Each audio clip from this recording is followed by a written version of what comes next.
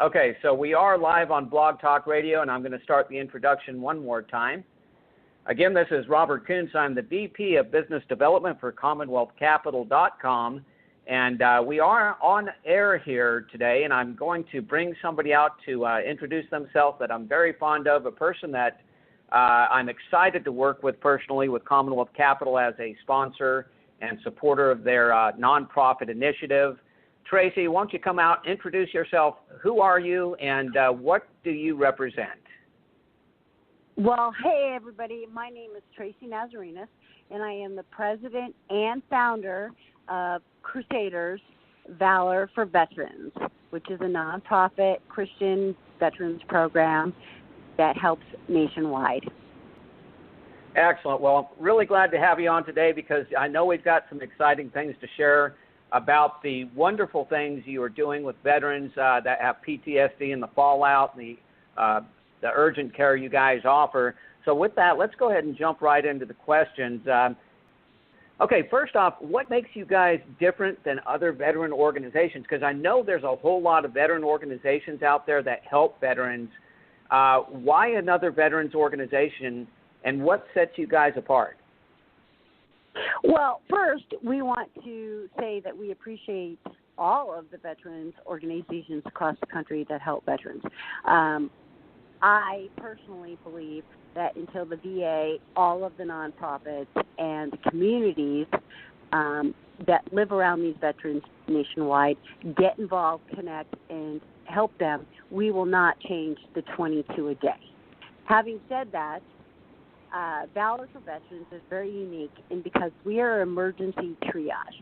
So we're kind of like when you already get to the hospital, when you arrive at the ER at the hospital. So veterans fill out request forms, and within hours, it is handed to an advocate that reads through it and then calls them to get their story. We try very hard within 12 to 24 hours to get them exactly what they need. Kind of doing the ABCs like we were taught, for when you arrive on somebody that's not breathing. What comes first? What comes next? Do they have food? So we triage it out as into what is an emergency need, what it comes next, and then what are their long-term goals to get them into a fresh start so that they do not end up in this place again.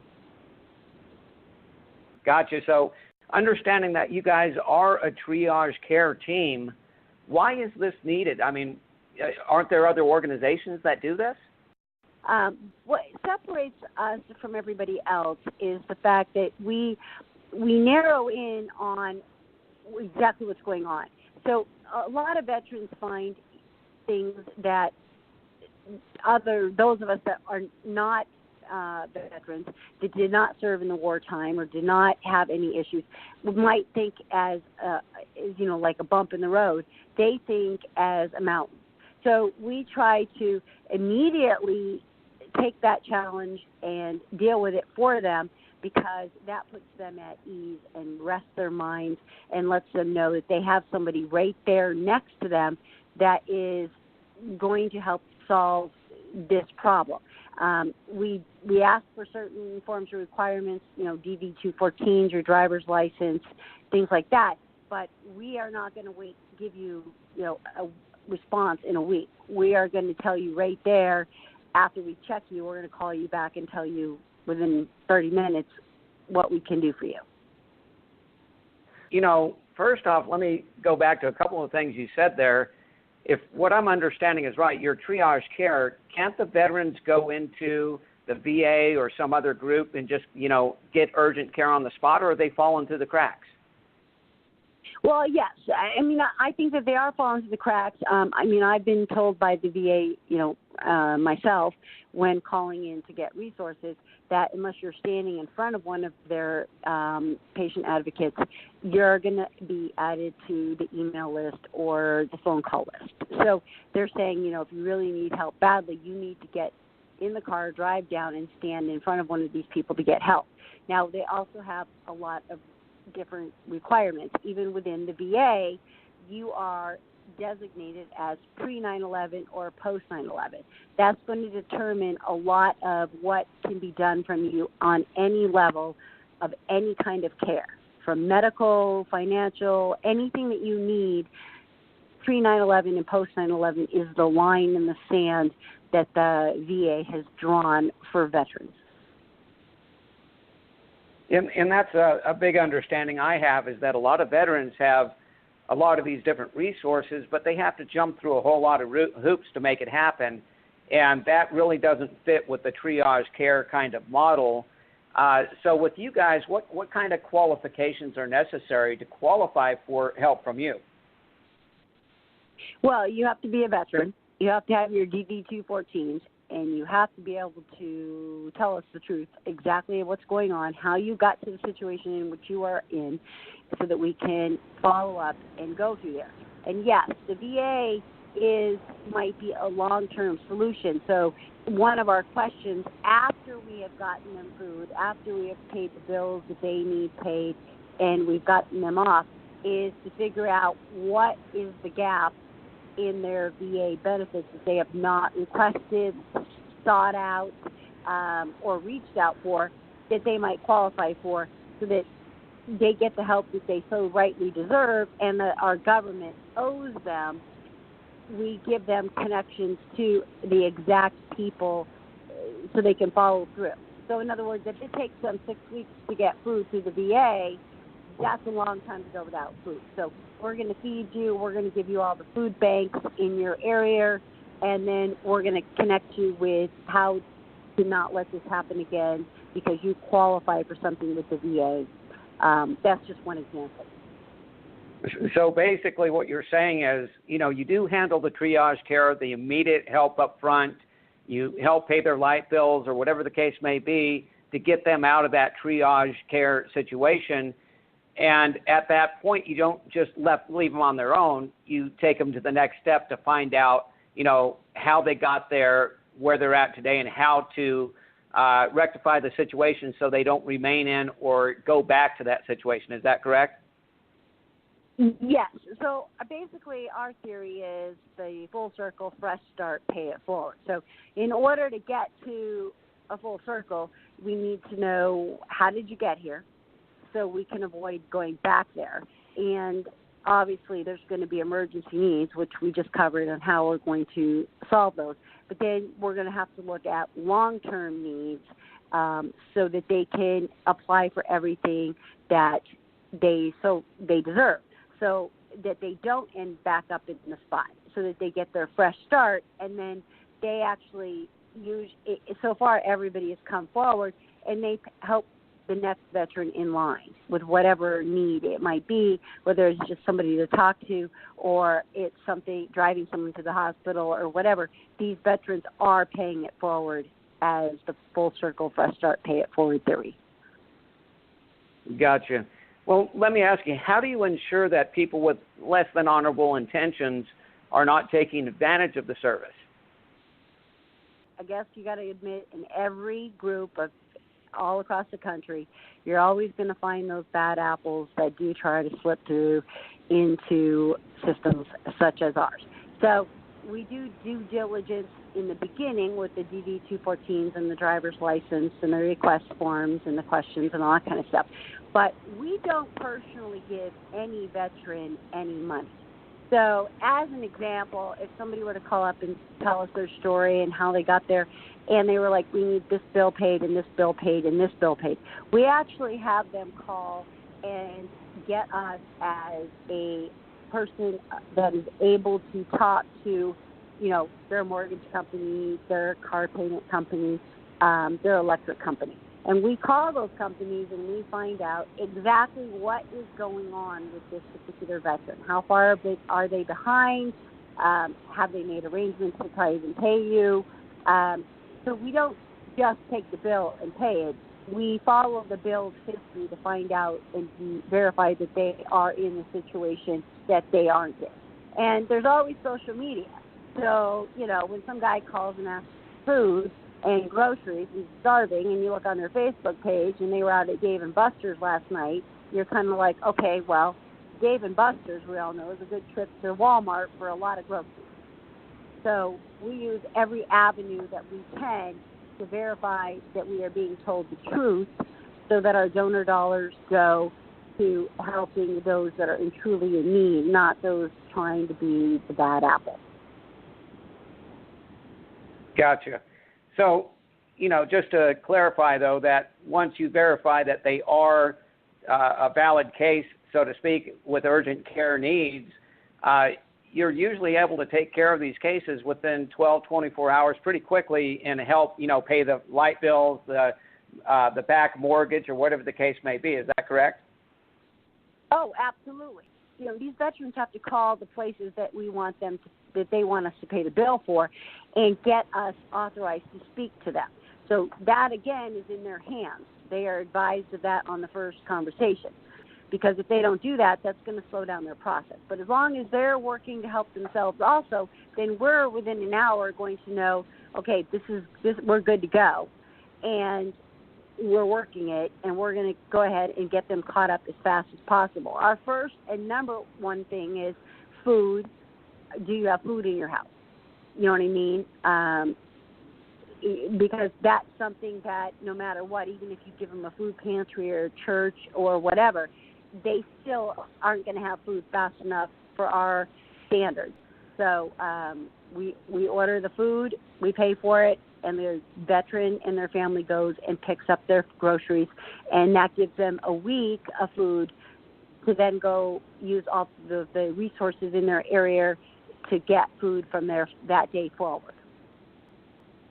Excellent. So can you tell me or give us some examples of some of the cases that you guys have worked? I would have to say one of the hardest and saddest for me was Brian. And he had a post-traumatic stress episode at work. So he was basically deemed dangerous to himself and others. So the VA had sent him a doctor's note saying that they wanted him to go to outpatient counseling every day for a month, and they gave him a doctor's note not to go to work. Okay? Well, the VA at that point didn't tell him, you're not going to get paid. So poor Brian did not know that. Well, after 30 days, he was supposed to go back to work, and the VA deemed that he needed to go to inpatient care. Again, nobody at the VA, including his doctors, advised Brian that, you're not getting paid here. And Brian, of course, is getting psychiatric help. So he needed to fill out the fact that he was going to be at 100% disability because he was not getting paid. He was going to be in a hospital.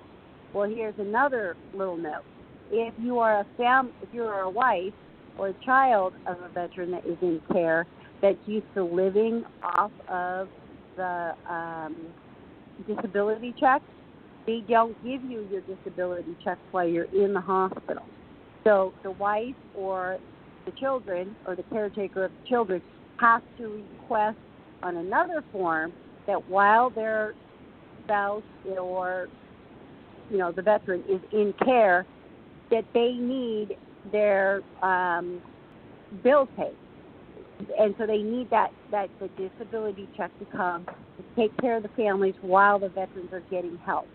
So we paid all of Brian's bills for an entire month that he was in the rear because he was unaware of the fact that was going to happen.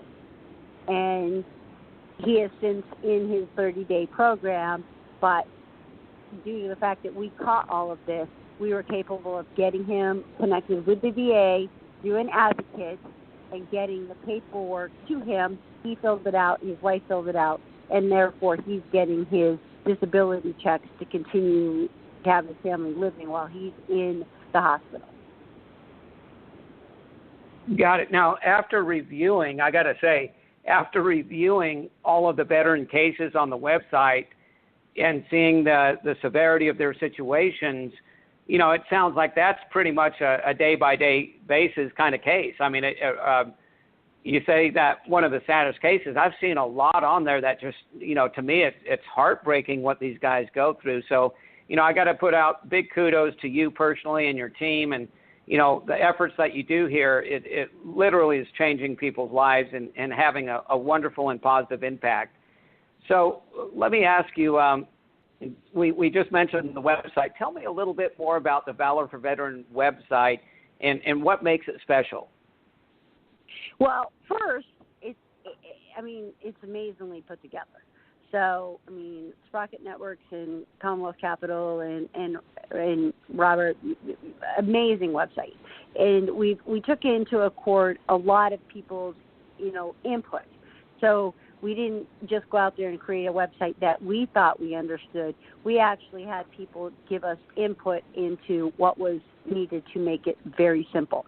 So when you go on to valorforveterans.us, it's very simple. If you're a veteran and you need help, there's a button, and you just push it and you fill it out. If you want to donate, there's a button right there to push and donate. If you're a group that wants to be involved on our list of resources and helping veterans, you can go right there and do so. There's a live feed that runs through the veterans and anybody that can post. The stories, the coolest part is anybody that doesn't understand transparency, this is so transparent that you can go to the website, push Veterans We Help, and you can see all of the stories that are right there, their faces. It's real. It's real in real time, and you can see it, and you can relate to these people and the sacrifices they've made for this country, and you can know where your dollars are going. There's no question about it. And you can sign up to volunteer in your community. So one of us advocates needs a boots on the ground, someone to go help a veteran, whatever they may need. We can push right in the search bar and say North Carolina or South Dakota, and they're going to pull up all of the people in the volunteer-based system that live in that area. And it's so simple that it's one of those websites that you don't have to think about, like the IRS site or the VA site, where you're like, oh my gosh, I need a translator. With that being said, you guys are really poising yourself for growth. And I personally working with you on the expansion plans. I'm excited about what's happening here. But what plans do you have for the future? Well, one of our huge new plans will be the launch of the 6-day challenge across the internet that we're going to be partnership with the Navy SEALs and Dr. Robert Adams, who wrote that amazing book. We're going to just really light up the internet and get people involved. It's going to be so cool, so amazing, and so different and unique that I think it's going to wake up America. Because our goal as Cowgirls for Veterans is to wake up America. These people fought for our freedom and our safety, and it's time to give back. So by launching this 6-day challenge, we're going to be waking up America. Excellent. What do you expect, or what are you shooting for as far as your organization and the kind of volume that you expect to do in the near future with this extended exposure? I would like to be able to help a minimum of 100 veterans a month, and I'd like to even go higher than that. When the need comes in, I want to be able to meet the need. I don't want to have to go slow. When they come in and we verify them, I want them to get that immediate relief, that immediate sense of relaxation, go back to your life, get yourself back on track. You've got the tools to go forward now. And my goal is 100 veterans a month, and we just build from there. Excellent. Okay, so let's kind of get a little bit more personal here. Why are you personally doing this? I knew you were going to ask that question. So I am actually a mother of a veteran that served overseas in Afghanistan. And when he first came back, he seemed okay, and he seemed okay for a while. One thing we're learning about post-traumatic stress is that it's an adrenaline-based disease, and therefore, if they come back and they're in an adrenaline-based job, it tends to hide itself for a while. So he came back and he was returned to his job, and he was in an adrenaline-based job, and then he decided to go back to school. So the adrenaline dropped off, and the post-traumatic stress showed itself. He was good at hiding it. They don't like help. They don't like to see their weaknesses. So I missed it. I missed all the signs. I was almost the mother of one of the 22 a day. And if it hadn't have been for somebody calling me and telling me that he was on the verge, I would have lost my son. And when I showed up that night, and I was looking at the medicine cabinet of how many drugs he was on, that they had put him on. You can sleep on this drug, and you can take this drug, and it will keep you from dreaming, and you can take this drug to stay awake and not think. I mean, I was like, there were like two different drugs he was taking a day. I was blown away. And from that day forward, given a second chance with my son, I realized that there was a lot of veterans out there living with this demon inside of their head of what they'd seen at war. And our society was completely missing it. And therefore, as a veteran's mom, just like the first mom that took on, mothers against drunk drivers, MAD, I am a mother for veterans. And I'm going to make my voice as a cowgirl and a mom very much heard across this country and wake everybody up. Wow, very commendable. I've got to say that you've inspired me from the get-go, and I'm so excited to be a part of the team there, Valor for Veterans, and helping with the expansion in corporate engineering through Sprocket Network and CommonwealthCapital.com. So I just want to say thank you so much for everything that you've done for our veterans and that you continue to do, and we look forward to helping you expand the organization so you can help more and more veterans.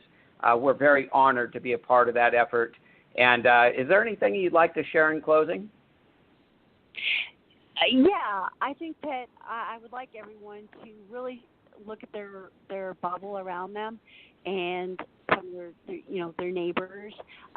Yes, it's exciting to have a lot of followers on social media and likes on your posts, but I mean, how many of us really in our own communities, in our neighborhoods, in our kids, friends, parents, our churches, our groups that we go to, how many of us even know which of them might be veterans? So I really employ upon everybody out there to take a second look at their own circle, in their own bubble, and decide where are their veterans in their circle and bubble that they could help, even by just being an ear or noticing when they don't show up to something or when they're off or they're sad. In other words, everybody can change a veteran's life. You don't have to do anything special.